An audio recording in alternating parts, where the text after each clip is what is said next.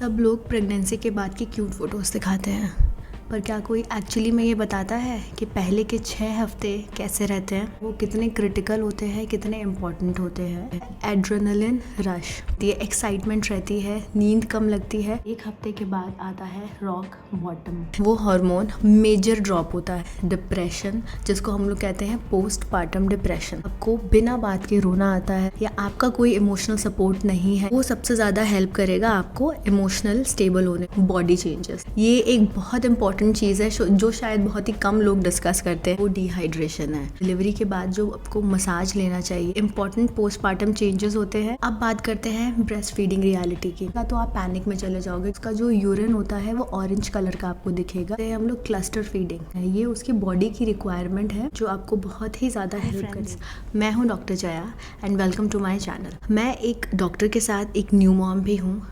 आज मैं उन लोगों के लिए एक ऐसी वीडियो लेके आई हूँ जो न्यू मॉम्स हैं। उनको एक्चुअली में ये पता होना चाहिए कि प्रेगनेंसी के बाद के, जिसको पोस्टपार्टम बोलते हैं, उसके बाद जो पहले 6 हफ्ते होते हैं वो कितने क्रिटिकल होते हैं, कितने इम्पॉर्टेंट होते हैं। आज मैं आपको बताने जा रही हूँ प्रेगनेंसी के बाद के 6 हफ्ते का रियल ट्रूथ। अगर आप न्यू मॉम हैं, अगर आप एक्सपेक्टिंग मदर हैं या आपकी वाइफ जो है वो एक्सपेक्टिंग है, तो ये वीडियोस आप लोगों के लिए है। प्लीज़ शेयर करें उन लोगों के साथ और सब्सक्राइब करें इस चैनल। सबसे पहले हम बात करते हैं इमोशनल रियलिटी की। प्रेगनेंसी के बाद जब आपका बच्चा आपके सामने होता है तो बहुत खुशी होती है, वो खुशी हम बयां नहीं कर सकते।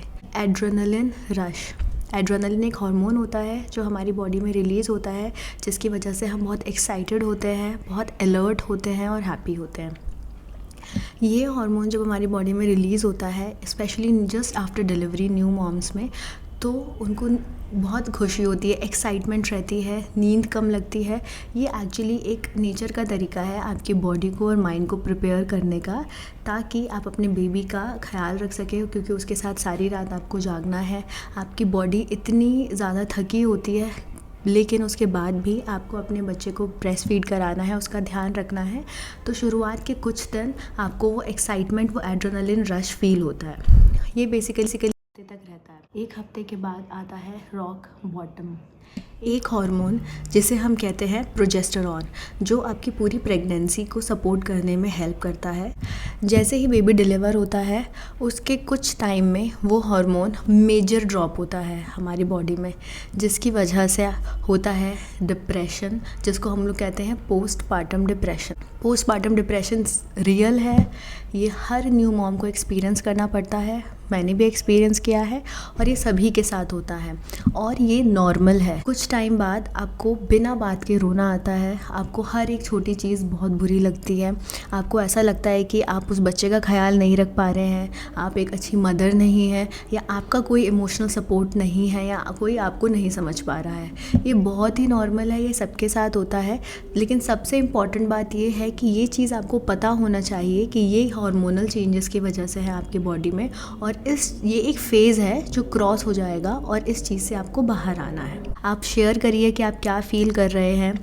आप अपना माइंड डिस्ट्रैक्ट करने की कोशिश करिए, तो जितना हो सके अपने माइंड को डाइवर्ट करिए, वो सबसे ज़्यादा हेल्प करेगा आपको इमोशनल स्टेबल होने में। और ये एक फ़ेज़ है और ये क्रॉस हो जाएगा। दूसरी चीज़, बॉडी चेंजेस, ये एक बहुत इंपॉर्टेंट चीज़ है जो शायद बहुत ही कम लोग डिस्कस करते हैं।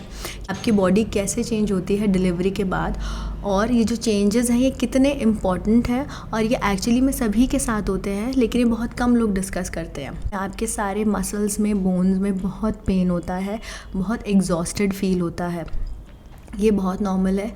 इसके अलावा जो आपके अगर सी सेक्शन हुआ है तो नेचुरली जो आपके स्टिच लाइन है, जो स्टिचेस हैं, वहाँ पेन रहता है, या आपका नॉर्मल डिलीवरी है तो उसके बावजूद जो आपका एब्डोमिनल एरिया है, नीचे पेट का एरिया है, वहाँ भी पेन रहता है। उसके लिए डॉक्टर्स आपको पेन किलर प्रिस्क्राइब करते हैं जो आप ले सकते हैं ईजिली, वो सेफ़ होती है। अगर आप ब्रेस्ट फीड कर रहे हो तो उसमें भी कोई प्रॉब्लम नहीं है। जस्ट आफ्टर डिलीवरी आपको सीवियर ब्लीडिंग होती है, जिसको हम लोग लोकिया बोलते हैं, जो नॉर्मल है, कॉमन है, है, सबके साथ होती है।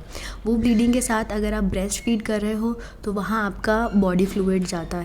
और जब लेबर पेन होता है तो इतने सिवियर पेन की वजह से आपको बहुत स्वेटिंग होती है, तो इन सब चीज़ों की वजह से आपका बहुत बॉडी फ्लूइड लॉस होता है। चाहे आप ब्रेस्ट फीड करा रहे हैं या नहीं करा रहे हैं, दोनों ही केस में आपको एक दिन में कम से कम 3 लीटर पानी ज़रूर लेना होता है और 1 लीटर मिल्क भी लेना होता है, क्योंकि मिल्क बहुत इंपॉर्टेंट है। आपको थोड़ा सा उससे प्रोटीन मिलेगा, फैट मिलेगा, तो जल्दी से एनर्जी जो होती है आपकी जल्दी से थोड़ा सा रीगेन हो जाता है और आपकी बॉडी भी हाइड्रेट होती है, क्योंकि फ्लूइड्स बहुत इंपॉर्टेंट होते हैं उस टाइम पे। तो डॉक्टर की एडवाइस यही होती है कि आप 3 लीटर पानी लो और कम से कम 1 लीटर दूध भी लो उस टाइम पे। जो बोला जाता है कि प्रेगनेंसी के बाद या डिलीवरी के बाद जो आपको मसाज लेना चाहिए, वो एक्चुअली में बहुत ही हेल्पफुल होता है। उससे आपका जो बॉडी का पेन है वो चला जाएगा, ठीक है, बॉडी रिलैक्स रहेगी, थोड़ा सा आपको भी मी टाइम मिल जाता है अपने आप को पैम्पर करने का, रिलैक्स होने को, तो एक्चुअली में वो बहुत ही हेल्पफुल होता है। सी सेक्शन में ये होता है कि आपका स्टिच लाइन होता है, अब्डोमेन में इतनी बड़ी सर्जिकल वूंड एरिया होती है, तो वहाँ आपको नहीं लेना है कोई मसाज। तो उसमें आप सिर्फ अपने पैरों को मसाज करा सकते हैं, अपने हेड को मसाज करा सकते हैं, शोल्डर मसाज ले सकते हैं, वो भी काफ़ी रिलैक्सिंग होता है और उससे भी बहुत थकान जो होती है वो मिट जाती है। और इसके अलावा हेयर फॉल, पर्सनली मुझे इतना हेयर फॉल नहीं हुआ है, बट हेयर फॉल भी एक इम्पॉर्टेंट पोस्टपार्टम चेंजेस होते हैं। काफ़ी लोगों के 1 से 2 हफ्ते बाद हेयर फॉलिंग भी स्टार्ट हो जाती है। अब बात करते हैं ब्रेस्ट फीडिंग रियलिटी की। कोई भी आपको ये नहीं बोलेगा स्टार्टिंग में कि ब्रेस्ट फीडिंग कितना पेनफुल है। बहुत इम्पॉर्टेंट है कि आप पेशेंस रखें। ब्रेस्ट फीडिंग, बेबी को लाज कराना, उसको सिखाना, बेबी को खुद सीखना ब्रेस्ट फीडिंग कैसे कराना, ये बहुत ही पेशेंस का काम है। और ये स्टार्टिंग के 1 हफ्ते में अगर आपने ट्राई कर लिया, आपने इसके ऊपर प्रैक्टिस कर ली, मेहनत कर लिया, तो आप इजीली अपने बच्चे को ब्रेस्ट फीड करा लेंगे। उसके अलावा बच्चा जो है अभी जस्ट पैदा हुआ है, वो सीख रहा है, उसे कुछ नहीं पता, तो वो ट्राई करता है। तो बहुत इंपॉर्टेंट है आप पेशेंस रखें और आप उसके साथ उसको ट्राई कराएं। बच्चे जो होते हैं उन्हें भूख लगेगी, वो ट्राई करेगा लैच करने का, रोने लगेगा। जब आप रोएगा तो आप पैनिक में चले जाओगे, क्योंकि नया न्यू बॉर्न बेबी है, पहली बार आप वो एक्सपीरियंस कर रहे हो, आपको लगेगा क्या हो गया। तो आपको पेशेंस रखना है। जब बच्चा सक करना स्टार्ट करेगा तभी आपका जो है मिल्क फ्लो वो होगा, तभी आपको जो मिल्क सिक्रीशन है वो बढ़ेगा। आपको हर 2 से 3 घंटे में बच्चे को फीड कराना है, क्योंकि स्टार्टिंग में जो आपका बेबी है उसका जो यूरिन होता है वो ऑरेंज कलर का आपको दिखेगा। वो बेसिकली क्रिस्टल्स होते हैं यूरिन में, जो साइंस होते हैं डिहाइड्रेशन के। बच्चा जब पैदा होता है, जो मदर का मिल्क है वो बहुत ही थोड़ा होता है, वो स्टार्ट हो रहा होता है सिक्रेट होना, तो बच्चे को माइल्ड डिहाइड्रेशन रहता है। तो बहुत इंपॉर्टेंट है कि आप उसको हर 2 से 3 घंटे में ज़बरदस्ती फीड कराएं। वो उसकी इनिशियल ग्रोथ, डेवलपमेंट और अडेप्ट करने के लिए बहुत ही इंपॉर्टेंट है, प्लस वो उसकी डिहाइड्रेशन को भी दूर कर देगा। एक ऐसी टर्म है जिसको बोलते हैं हम लोग क्लस्टर फीडिंग। कई बार बच्चा रोएगा, हर आधे घंटे में, हर 15 मिनट में फीड करने के लिए डिमांड करेगा, तो आपको घबराना नहीं है और आपको ये नहीं सोचना है कि इसे तो अभी फीड कराया था, अब इसको 2 घंटे बाद ही फीड कराना है। ये बिल्कुल गलत है। फीड ऑन डिमांड बोला जाता है, मतलब कि अगर बच्चा रो रहा है हर 10 मिनट पे भी, हर आधे घंटे पे भी, तो आपको फीड कराना है। ये उसकी बॉडी की रिक्वायरमेंट है। सो एज़ अ डॉक्टर मैं आपको क्या एडवाइस करूँगी जो आपको बहुत ही ज़्यादा हेल्प करेगा। सबसे ज़्यादा ज़रूरी है रेस्ट।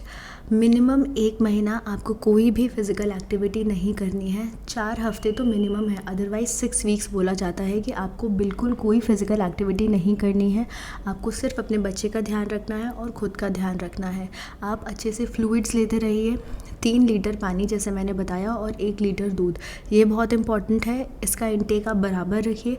हेल्दी न्यूट्रिशियस खाना ज़रूर खाइए, ज़रूर खाइए। अपने ऊपर ट्रस्ट रखो, ये एक फ़ेज़ है और ये अच्छे से क्रॉस हो जाएगा। तो लास्ट में बस मैं यही बोलना चाहती हूँ, मदरहुड परफेक्ट नहीं होता है, बहुत इमोशनल फ़ेज़ है, बहुत ही डिफ़िकल्ट फ़ेज़ होता है, बट हाँ ये सबसे ब्यूटीफुल फ़ेज़ भी होता है।